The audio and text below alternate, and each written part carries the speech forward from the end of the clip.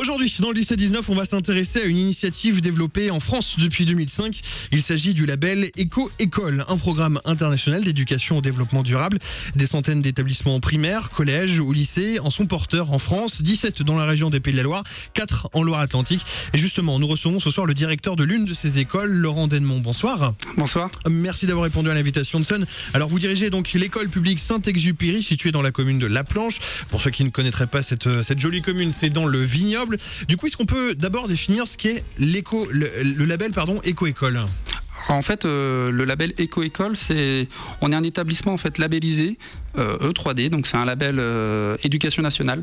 Donc on est un établissement engagé dans tout ce qui est projet sur le développement durable.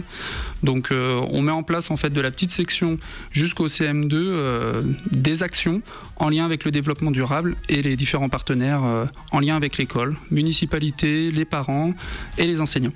Alors à Saint-Exupéry, c'est récent cette labellisation Éco-École ? Alors cette labellisation elle date depuis 2010 en fait. D'accord. On a déjà été labellisé 5 fois sur 5 thématiques. Là on entame la dernière thématique d'Éco-École, donc les énergies. Et ensuite on est déjà en train de réfléchir à une thématique plus personnelle, donc pour l'année prochaine. Alors justement, vous évoquez ces thématiques, il y en a 6 au total différentes qui peuvent être travaillées dans les établissements. Il y a l'alimentation, la biodiversité, les déchets, l'eau, l'énergie et les solidarités.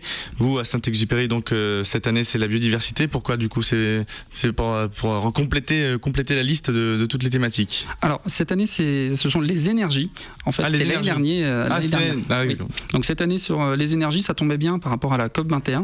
Donc c'était vraiment en lien avec ça. Oui, c'était pour vraiment finaliser en fait les 6 thèmes en fait Éco-École. C'était vraiment dans le programme, on voulait vraiment appliquer le programme à la lettre. Mais l'année prochaine, là on en a déjà discuté au conseil d'école, on aimerait partir sur un projet vraiment plus local, plus axé sur notre école. On est déjà sur une idée de thématique sur le respect et puis l'éco-citoyenneté. Du coup, en quoi ça consiste exactement de travailler sur les énergies et vous abordez quel sujet exactement ? Alors sur les énergies, en fait nous on suit une démarche en fait en 7 points. C'est le programme Éco-École qui nous l'impose, enfin qui nous le propose. On monte un comité de suivi, ensuite on fait un diagnostic, on met en place les actions. Alors tout ça c'est contrôlé en lien avec le programme scolaire. On implique différents partenaires et ensuite on doit faire un éco-code. Alors nous c'est la fête de l'école. Alors une fois qu'on a fait ça, nous sur le plan d'action, on fait ça en conseil des maîtres. On propose en fonction des différentes classes et en fonction des classes d'âge des problématiques adaptées. Alors bien qu'il y ait 6 thématiques différentes, il n'y a qu'une seule et unique méthodologie. Oui. Alors quelle est-elle ? Alors c'est celle que je viens de vous décrire. En fait, on a vraiment la mise en place. On fait un diagnostic. C'est les enfants en fait qui font ce diagnostic. On fait des remontées sur ce que les enfants connaissent. Là, cette année sur les énergies, on a demandé aux enfants ce qu'ils connaissaient, par exemple en maternelle, sur le vent, sur l'énergie du vent, sur le soleil. Donc voilà. Pour les plus grands, on peut partir sur. Nous, on est parti sur les affiches de Yann Arthus Bertrand. Donc sur les énergies. Donc on est parti d'une exposition en fait à l'école. Les enfants ont regardé, puis est ressorti des mots-clés, et puis ensuite des problématiques. Alors, qu'est-ce que ça implique pour le personnel enseignant ? Est-ce qu'il y a des formations spécifiques à avoir ou c'est par rapport à un dossier, on se documente et ensuite on l'applique à sa classe ? Alors au départ, oui, on se documente nous-mêmes. Alors nous, on a la chance d'avoir notre inspectrice en charge du dossier EDD aussi. Nous, on se forme via les animations pédagogiques. Donc, on en parlait tout à l'heure. Moi, je suis allé à un forum. Il y a un forum EDD en fait tous les ans. J'y ai participé cette année, c'était sur la présentation du musée du lac de Grandlieu. Donc ça c'était vraiment très intéressant. Après à nous de nous former via ces animations et puis ensuite en se documentant via le site aussi Éco-École, on peut se mettre en lien avec d'autres écoles. Donc là il y a Médon là cette année qui s'engage aussi.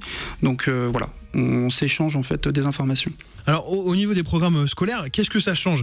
Est-ce que les activités normales du programme sont adaptées à ce label et à ces initiatives, ou est-ce que c'est du travail en plus pour les enfants ? Alors non, ce n'est pas du travail en plus, c'est ça l'objectif, c'est vraiment en fait c'est en lien avec les programmes, avec les nouveaux programmes d'ailleurs. Donc vraiment, et puis c'est vraiment accentué si vous les lisez attentivement. C'est vrai qu'on voit bien que à chaque fois le développement durable, il y a un petit point particulier étudié dessus. On en discutait aussi tout à l'heure, c'est par rapport au développement durable. On essaye de faire attention pendant de faire que des sciences, par exemple. On essaie aussi de faire une approche historique, de faire aussi de la production d'écrits, qu'il y ait un fil directeur et que ça soit transdisciplinaire. Alors, au fil de ces années scolaires, est-ce que l'organisme qui gère ce label vous envoie des directives ou pas ? C'est-à-dire qu'elle contrôle le début de label et après, vous vivez cette initiative par vous-même ? Alors, non, enfin, on a un correspondant. Donc ça permet aussi de faire le lien si on est en difficulté, s'il y a un thème qui peut nous sembler un peu compliqué. Par exemple, les énergies, c'est vrai que de prime abord, pour les maternelles, ça pouvait sembler un peu compliqué. Donc on a essayé de faire à niveau d'élèves. Ensuite, là, actuellement, jusqu'au 30 avril, je dois compléter en fait l'enquête avec des enquêtes intermédiaires. Là, c'est l'enquête de labellisation. Donc moi, j'envoie différentes informations. On est vraiment en lien, c'est pas... c'est vraiment en lien et puis c'est très, très progressif. Du coup, le programme Éco-École, il commence à partir de quelle classe ? Le programme Éco-École, nous, il commence dès la très petite section. À partir du moment où l'enfant s'inscrit à l'école, moi, dès la présentation, dès l'inscription, je dis, nous, on est dans le cadre du projet Éco-École. C'est inscrit dans notre conseil d'école. D'ailleurs, on fait le comité de suivi dans le conseil d'école. Là, pour la première fois, en mars, on a même eu des éco-citoyens qui sont venus, en fait, donc des élèves, c'était des CM1, CM2, sont venus, en fait, en début de conseil, de 20h, 20h15, pendant 15 minutes, nous dire, on a ça à vous dire, vous, la communauté éducative, la mairie, les enseignants, les parents, on aimerait que ça bouge dans l'école, au niveau du développement durable. Est-ce que les enfants eux-mêmes sont sensibles à cette démarche ? C'est ça l'objectif. Et c'est vrai que ça peut paraître difficile de parler d'écologie à des enfants de 3-4 ans. Oui, mais en fait, oui et non. Parce que c'est eux les plus sensibles et les plus à même à rapporter tout ça à la maison. On a fait par exemple une collecte de piles usagées. Alors on a tous des piles qui traînent à la maison. Ça a très bien fonctionné. On a récolté plus de 70 kilos de piles en fait. Donc ça c'est des choses vraiment factuelles. Et aussi l'objectif c'est pas parce que par exemple en 2010 on a été labellisé 2010-2011 sur les déchets, c'est terminé. En fait, nous, on essaie de pérenniser ça. On a toujours des choses qui continuent en fait au sein de l'école. Sur l'eau, on a fait des mesures de diffusion d'eau en fait dans les robinets. On a laissé les affiches. On collecte toujours le papier. On fait toujours du recyclage. Donc non, ça marche très bien avec les enfants. En quelque sorte, vous formez les éco-citoyens de demain, quoi. C'est exactement ça. Un des objectifs des enseignants, c'est de les former à la citoyenneté. Nous, on essaie de former des éco-citoyens, d'où l'élection d'éco-délégués pour diffuser tout ça. Donc ça leur plaît dans un sens de travailler sur les déchets, sur la biodiversité, sur les énergies, etc. Oui, ça leur plaît. Ils sont ravis, ils sont... Ouais. Énormément. Après, bien entendu, faut une équipe et des enseignants, mais aussi des partenaires. On a vraiment une municipalité, la municipalité de La Planche vraiment nous soutient pleinement. Dès qu'on a une action ou dès qu'il y a quelque chose qui est en lien avec l'école, tout de suite, il y a un petit astérix avec développement durable. Là, on a agrandi l'école, on a dû aménager la cour, et on nous a proposé de mettre des plantes mellifères, des plantes qui attirent les abeilles, qui produisent du miel. Tout de suite, la municipalité a pensé à ça aussi. Et ça, c'est très intéressant. Alors justement, on l'a dit, à La Planche et à Saint-Exupéry plus particulièrement, vous faites travailler les enfants sur de l'éco-citoyenneté de la très petite section jusqu'au CM2. Est-ce que vous pensez que c'est assez et est-ce que vous n'avez pas peur que ça se perde du coup avec des collèges qui pourraient ne pas suivre la démarche et la continuer au fil des années ? Alors, ça dépend. Alors nous, notre collège de secteur, c'est Aigrefeuille. Alors je sais qu'ils étaient sur un défi énergie l'année dernière. Alors déjà, ça c'est intéressant. Étant enseignant moi aussi de CM2, on a des réunions donc de liaison école-collège et on est en lien en fait avec les professeurs. Et c'est vrai que l'année dernière, je m'étais mis en lien avec l'enseignant de sciences et technologies pour voir ce que l'on pouvait faire avec des CM2 et des 6e. Et j'espère que ça va rapprocher. Les collèges suivent et sont dans ces démarches-là aussi. Oui, ils sont dans cette démarche-là. D'ailleurs, il y en a énormément qui sont labellisés éco-école et éco-collège et lycée. Et du côté des parents, comment est-ce qu'ils le ressentent ? Les parents sont très porteurs de ce projet. Il faut qu'ils le soient. Ça, c'est vraiment intéressant. Ils le voient au niveau du conseil d'école. Donc là, par exemple, sur les énergies, eux, ils ont eu des idées. Ils nous ont proposé des idées.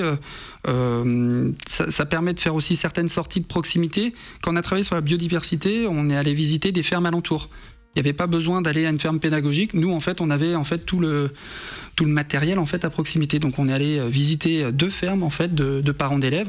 Et ça, il n'y a rien de plus intéressant que de visiter le milieu local.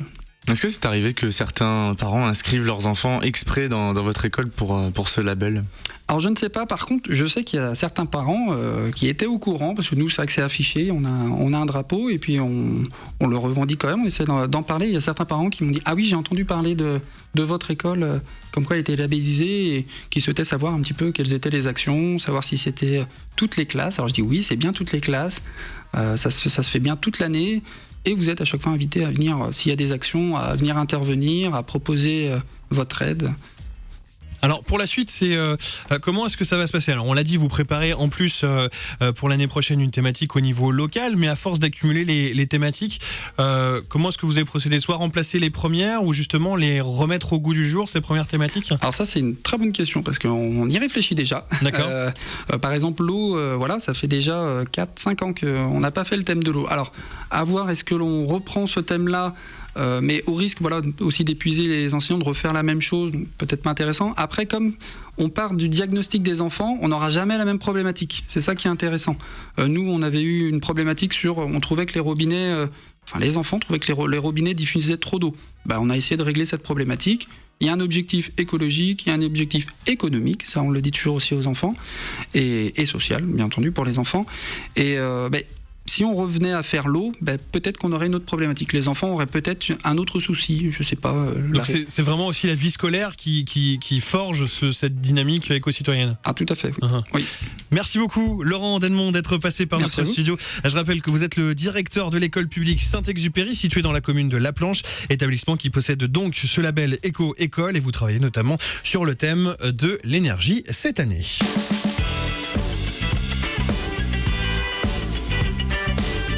Entre 17h et 19h, c'est pris.